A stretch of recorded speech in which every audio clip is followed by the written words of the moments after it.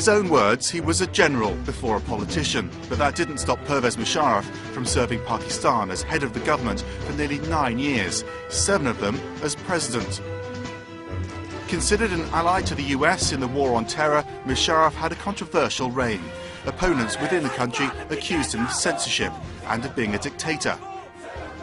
In 2008, he eventually stepped down amidst calls to impeach him. The post was eventually filled by current President Asif Zardari. In his latest incarnation, Musharraf is an internet sensation. Currently, the former president has tens of thousands of fans on his Facebook page, where he regularly answers questions and writes status updates. From wartime leader to Facebook friend, Pervez Musharraf is our connector of the day. First of all, may I say that analyzing the outcome of the Facebook, I knew I had a lot of support, but this support was all dispersed all over the world. I always thought that dispersed support is weak support. Collectivized support is strong support. So it is the medium of the Facebook which provided the connectivity to collectivize all the support. I mean, that is how I take it.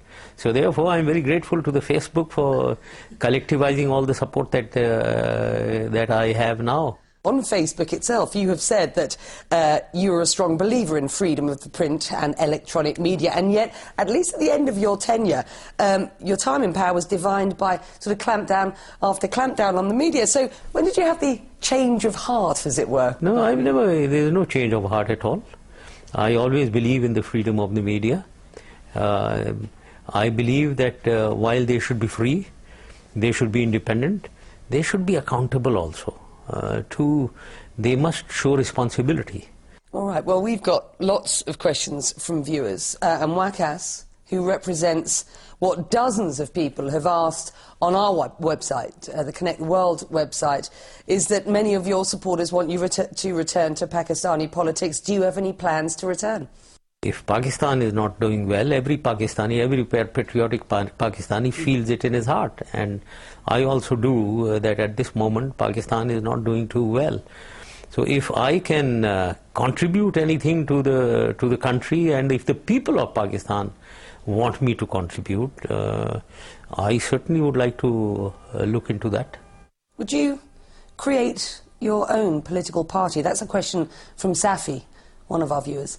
I don't know as yet. One has to address all these issues. But one thing is sure, I believe very strongly in a military maxim, never reinforce failure. So I wouldn't like to reinforce failure. Do you think Pakistan is failing at the moment? Politically, yes, we haven't succeeded. The politics in Pakistan, democracy in Pakistan has not really ever been very successful. And I mean successful when we expect democratically elected governments to perform for the country, that the country should be moving forward, progressing, and the welfare and well-being of the people being addressed. If that is not being done, I think we need to look into ourselves. What is it lacking in the democratic political dispensation in Pakistan? How have you thought about using Facebook to better the lives of ordinary Pakistanis, as it were? Well, I think the only way I could contribute is because of the number of people who have become my fans, and if this number keeps increasing, and because they come from all over the world, I could contribute towards their better understanding of issues confronting Pakistan. Derek Chapman asked, can the Afghan strategy of appealing to moderate Taliban succeed, for example? I have always believed that we have to follow a triple strategy of military, political and socio-economic. On the political side, right from 2002 and 2003, I've been saying that we need to wean away the population, especially of the Pakhtuns, from the Al-Qaeda and Taliban. So we must not treat all Pakhtuns to be Taliban, although all Taliban were Pakhtuns. So I've been talking of the majority of the Pakhtuns to be weaned away, and deals to be struck with the saner elements in the Pakhtun, who maybe don't have any ideological connections with the Taliban. Now, what they really mean by moderate Taliban, I really don't know. So we need to look into the Pakhtun, which is 50% of Afghanistan, to draw away the Pakhtuns from militancy. A couple more of the questions coming in to the Connect the World site. What would you give up for an India-Pakistan peace process?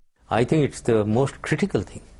India-Pakistan peace is required from international point of view, because internationally we are considered a nuclear flashpoint. It is very important from regional point of view, because SAARC, the regional organization, is impotent because of the Indo-Pakistan conflict. And it is important from bilateral point of view. There is so much to gain bilaterally by both India and Pakistan through peace, and so much that we are losing because of this confrontationist approach. Last one of our viewer questions, Sulav says, what were you better at being, a diplomat or an army chief? Well, I would like to believe an army chief. I'm a fighter, and I loved my uniform, and I loved leading my men. I loved them. Do you miss the diplomacy at all? Diplomacy doesn't come very naturally to me. I'm too straight. I'm a very straight talker. And diplomats, I think, maybe they ought to be talking straight. I'm not cut for diplomacy, I think.